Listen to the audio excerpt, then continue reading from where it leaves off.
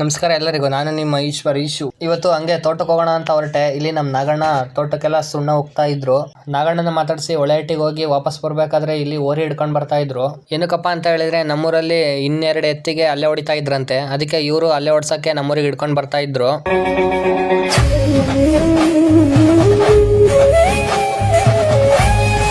ಇವರು ಓರಿನ ಹಿಡ್ಕೊಂಡು ಬರ್ಲಿ ಅಂದ್ಬಿಟ್ಟು ಸೀದಾ ನನ್ನ ಮನೆ ಹತ್ರ ಹೋದೆ. ನಮ್ಮ ಮನೆ ಹಿಂದೆ ಹೋದೆ. ಇಲ್ಲಿ ನೋಡಿದ್ರೆ ಓರಿಗೆ ಅಲ್ಲೇ ಹೊಡಿತಾ ಇದ್ರು.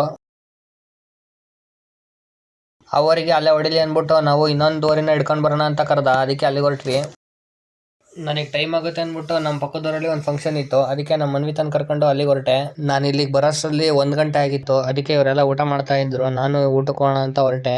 ಇದು ಟೋಟಲಿ ನಮ್ಮ ಅಮ್ಮನ ಕಡೆ ಶಿವಮೊಗ್ಗ ಫ್ಯಾಮಿಲಿ ಇದು.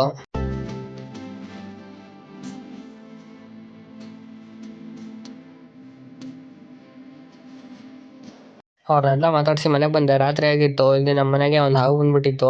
ನನಗೆ ಹಾವು ಅಂದರೆ ಸ್ವಲ್ಪ ಭಯ ಭಕ್ತಿ ಸ್ವಲ್ಪ ಜಾಸ್ತಿನೇ. ಅದಕ್ಕೆ ನಮ್ಮ ಚಿಕ್ಕಪ್ಪನ ಕರೆದೆ ಹೊಡಿಯೋಕ್ಕೆ. ನಮ್ಮ ಚಿಕ್ಕಪ್ಪ ಅದನ್ನು ಹೊಡೆದ್ರು. ಇದಾಗಿತ್ತು ಇವತ್ತಿನ ದಿನಾಚರಿ.